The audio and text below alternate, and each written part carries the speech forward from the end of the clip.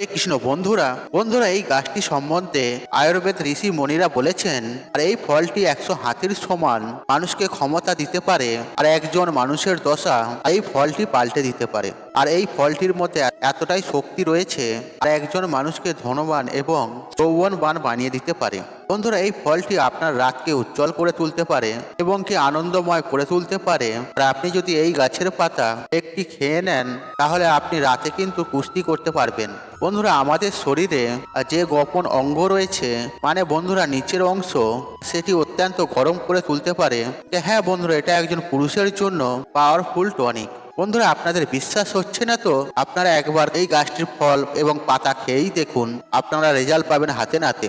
বন্ধুরা আপনাদের কাছে একটা ছোট্ট রিকোয়েস্ট, আপনারা ভিডিওটি স্কিপ না করে শেষ পর্যন্ত দেখুন এবং ভিডিওটি দেখে উপকৃত পেলে ভিডিওতে একটি লাইক করে কমেন্টে অবশ্যই লিখবেন হর হর মহাদেব, এবং ভিডিওটি যতটা পারবেন বন্ধু বান্ধব আত্মীয়জনদের সাথে শেয়ার অবশ্যই করবেন। তবে চলুন বন্ধুরা ভিডিওটি শুরু করা যাক। বন্ধুরা আপনারা এই গাছটি সকলেই চেনেন, তবুও বন্ধুরা ভালো করে এই গাছটি একবার দেখে নিন। আপনারা হয়তো এই গাছটি আপনার বাড়ির আশেপাশে কোথাও দেখেছেন কখনো না কখনো। এই গাছটির সম্বন্ধে শুধু আপনারা জানেন না যে এই গাছটির মধ্যে এত শক্তি রয়েছে। বন্ধুরা আজকের এই ভিডিওটি দেখার পর আপনারা এই গাছটি কখনোই আর অবহেলা করবেন না। এই গাছটির দ্বারা আপনি আপনার জীবন থেকে অর্থ কষ্ট দারিদ্রতাকে দূর করতে পারবেন, এমনকি আপনার ভাগ্য আপনার সঙ্গ দেবে, সুখ সমৃদ্ধি আপনার জীবনে ফিরে আসবে। বন্ধুরা শরীরে যদি কোনো রোগ ব্যাধি থাকে, সেই রোগ ব্যাধি থেকে আপনারা কিন্তু মুক্তি পেয়ে যাবেন। বন্ধুরা এটা কোনো গাছ নয়, আর বনস্পতি শাস্ত্রে এটাকে ডায়মন্ড বলা হয়েছে। আর এই গাছের ফল ডায়মন্ডের সমান। বন্ধুরা এই গাছটি আপনার বাড়ির আশেপাশে আপনারা হয়তো কোথাও দেখেছেন, আগাছা ভেবে গাছটিকে আপনারা কেটেও ফেলেছেন। বন্ধুরা আজকের এই ভিডিওটিতে আর এই গাছটি সম্বন্ধে আর যে তথ্য আপনাদেরকে জানাবো, এই তথ্যটি আপনারা শোনার পর বা জানার পর কখনোই এই গাছটি আপনারা কেটে ফেলবেন না বা উপড়েও ফেলবেন না।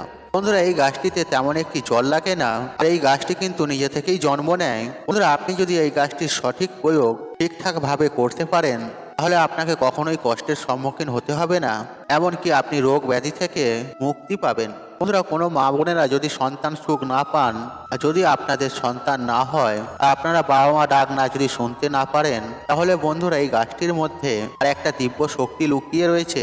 বন্ধুরা আমাদের হিন্দু শাস্ত্রে পরিষ্কারভাবে লেখা রয়েছে এই গাছটির কথা।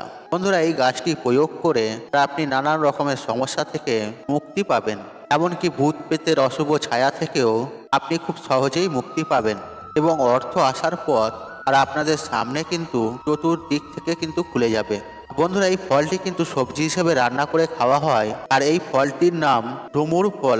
হ্যাঁ বন্ধুরা আপনারা ঠিকই শুনেছেন, এই ডুমুরকে কিন্তু মহাবলীও বলা হয়। আর এই ফলটির মধ্যে আর বল ক্ষমতাও লুকিয়ে রয়েছে, আর পুরুষদের জন্য অত্যন্ত পরিমাণে শক্তিদায়ী একটা ফল, আর মহিলাদেরকে আর খুশি করে। বন্ধুরা পুরুষরা যদি এই ফলটি খেতে পারে, তবে একজন মহিলাকে খুব সহজেই কিন্তু আপনারা আনন্দ দিতে পারবেন। আর এই ফলটি খেলে বল শক্তি বাড়িয়ে দেয়, আর এই ফলটি খেলে আপনার শরীরের কমজোরি দূর হয়ে যায়। আর এই ফলটির মধ্যে 100 হাতির ক্ষমতা লুকিয়ে রয়েছে। আপনি যদি এই গাছের শিকড় তুলে এনে তামার মাদুলিতে ভরে আপনার শরীরে যদি ধারণ করতে পারেন, তবে আপনাকে কিন্তু কেউ কখনো বশীকরণ করতে পারবে না। বন্ধুরা এই ফলটির মধ্যে এমন গুণাগুণ রয়েছে যা আপনি কখনোই ভাবতে পারেননি। বন্ধুরা এই ডুমুর ফলের মধ্যে আর ভগবান নরসিংহ ও ভগবান বিষ্ণুদেব বাস করেন, কিন্তু এই ফলটির কথা আমরা কেউই জানি না যে এই ফলটির মধ্যে এতটা গুণাগুণ বা শক্তি লুকিয়ে রয়েছে। বন্ধুরা এই গাছের শিকড় আর যেই ব্যক্তির শরীরে থাকে, সেই ব্যক্তি মৃত্যুর পর কিন্তু নরকে যায় না, আর তার মৃত্যুর পর ভগবান শ্রীহরির চরণে ঠাঁই পায়। বন্ধুরা এই শিকড় ধারণ করলে স্বামী স্ত্রীর মধ্যে সম্পর্ক ভালো থাকে। বন্ধুরা যদি আপনার বাড়ির পরিবেশ যদি ভালো না থাকে, যদি আপনার বাড়িতে সবসময় ঝগড়াঝাঁটি অশান্তি কলহ লেগেই থাকে, তাহলে এই ডুমুর গাছের আপনি 3টি পাতা নেবেন এবং আপনার বাড়িতে যে আলমারি রয়েছে কাঠের কিংবা লোহার, আর সেই আলমারির মাথায় আপনি এই 3টি পাতা রেখে দেবেন। আর বন্ধুরা এই 3টি পাতা রাখার সময় এই মন্ত্রটি মনে মনে জপ করবেন। আর এই মন্ত্রটি হলো ওং নমো ভগবতে বাসুদেবায় নমঃ, ওং নমো ভগবতে বাসুদেবায় নমঃ, ওং নমো ভগবতে বাসুদেবায় নমঃ। আর এই মন্ত্রটি পাতা রাখার সময় আপনি 3 বার জপ করবেন, আর 1 মাস ওই পাতা ওই একই জায়গায় রেখে দেবেন। বন্ধুরা, আপনি যদি এই সামান্য এই ক্রিয়াটি করতে পারেন, তাহলে আপনার বাড়ি থেকে সমস্ত রকমের অশুভ শক্তি বা অশুভ ছায়া চলে যাবে। এমনকি আপনার বাড়ির পরিবেশ খুব সুন্দর হয়ে উঠবে এবং আপনার বাড়ির প্রত্যেকটি সদস্য একে অপরের সঙ্গে কিন্তু দারুণ মিল ভালোবাসা থাকবে। বন্ধুরা, আপনার যদি মনে হয় আপনি যেখানে রয়েছেন সেই বাড়িতে বা বাড়ির আশেপাশে ভূত প্রেতের অশুভ ছায়া রয়েছে, বা রাতে আপনারা ভয় পান, এমনকি রাতে আপনাদের ঠিক মতন ঘুম হয় না, বা আপনি যদি ভাবেন কেউ আপনার উপর জাদুটোনা করেছে, তাহলে আপনি এই ডুমুর গাছের শিকড় নেবেন আর একটি লাল কাপড় নেবেন। হ্যাঁ বন্ধুরা, এই শিকড় আর লাল কাপড় নিয়ে আপনারা হনুমানজির মন্দিরে যাবেন আর হনুমানজিকে যে সিঁদুর পরানো হয় আর সেই সিঁদুর ওই শিকড়ের গায়ে লাগিয়ে নেবেন। তারপর হনুমানজির চরণে আর ওই শিকড়টি রেখে পূজা পাঠ করবেন আর একটি চামেলি তেলের প্রদীপ হনুমানজির সামনে জ্বালাবেন। আর তারপর আপনারা আর ওই শিকড়টি বাড়িতে নিয়ে আসবেন। শিকড়টি বাড়িতে নিয়ে এসে লাল কাপড়ে ভালোভাবে বেঁধে কোনো পবিত্র স্থানে রেখে দেবেন।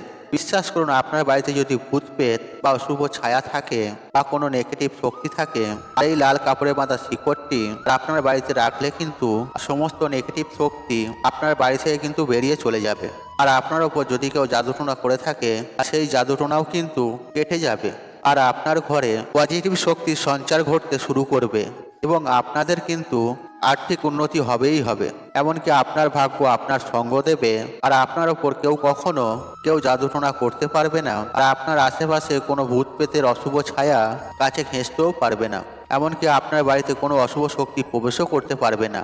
এই ডুমুর গাছে কিন্তু ভগবান বিষ্ণুর বরদান রয়েছে। আর সেই কারণে এই গাছ যে ব্যক্তি নিজের কাছে রাখে, মানে এর শিকড়, তার জীবনে কিন্তু কোনোদিনই অর্থের কমতি হয় না। বন্ধুরা, এর পিছনে একটা কাহিনী রয়েছে। আর ভক্ত প্রহ্লাদকে বাঁচানোর জন্য ভগবান বিষ্ণু যখন তিনি নরসিংহ অবতার নিয়েছিলেন, হিরণ্যকশ্যপকে যখন বধ করেছিলেন, আর তখন তিনি তাকে বধ করেছিলেন তিনি তার নখ দিয়ে। আর তখন বন্ধুরা তার নখে ভগবানের নখে প্রচন্ড চুলকুনি শুরু করেছিল আর প্রচন্ড জ্বলন হচ্ছিল। আর সেই চুলকুনিকে শান্ত করার জন্য আর ভগবান নরসিংহদেব আর ডুমুর গাছে কিন্তু আঙুল গুঁজে দিয়েছিল, তার নখকে কেড়ে দিয়েছিল। আর বন্ধুরা, যখন ডুমুর গাছে নখ গিতে দিয়েছিল তখন ভগবান বিষ্ণুর তো চুলকুনি বন্ধ হয়ে গেছিল। তখন সেই ডুমুর গাছের কষ্ট প্রচন্ড বেড়ে গেছিল, সেই ডুমুর গাছ শুকিয়ে যাচ্ছিল। তখন সেই ডুমুর গাছ ভগবান নরসিংহকে তিনি জানিয়েছিলেন, হে প্রভু, আপনি তো নিজের চুলকুনি বন্ধ করে নিলেন, যে আমি এখন কষ্ট পাচ্ছি, সেই কষ্টের কি হবে? আর তখন নরসিংহদেব সেই ডুমুর গাছকে বরদান দিয়েছিলেন, আমি এবং মাতা লক্ষ্মী আজ থেকে তোমার গাছে সর্বদা বিরাজমান থাকবো এবং যে ব্যক্তি তোমার এই গাছের ফল নিজের কাছে রাখবে সেই ব্যক্তি কিন্তু কখনোই গরিব থাকবে না, তার বাড়িতে অর্থ কিন্তু সবসময় আসতে থাকবে। এইভাবে বন্ধুরা ভগবান নরসিংহদেব ডুমুর গাছকে তিনি বরদান দিয়েছিলেন। তাছাড়া বন্ধুরা, এই যে ডুমুর গাছ একটি কিন্তু অত্যন্ত রহস্যময় গাছ। বন্ধুরা, এমনটা মনে করা হয় যে ডুমুর গাছের ফুল রয়েছে এর মধ্যে কিন্তু একাধিক চমৎকারী এবং রহস্যময় গুণ রয়েছে এবং কি ভগবান বিষ্ণুর আশীর্বাদ অনুসারে এবং বরদান অনুসারে এর ফুলকে কুবেরের সম্পদ বলে মনে করা হয়। আর সেই জন্য বন্ধুরা আপনি দেখবেন ডুমুর গাছের ফুলগুলি যে রয়েছে রাত্রে বেলাতে কিন্তু সবসময় ফোটে। এই ডুমুর ফুল কখনো দিনের বেলা ফোটে না। আর আজ পর্যন্ত কোনো মানুষ ডুমুর গাছে ফুল ফুটতে কখনোই দেখেনি। আর এই ডুমুর গাছের ফুল কিন্তু কখনোই মাটিতে পড়ে না।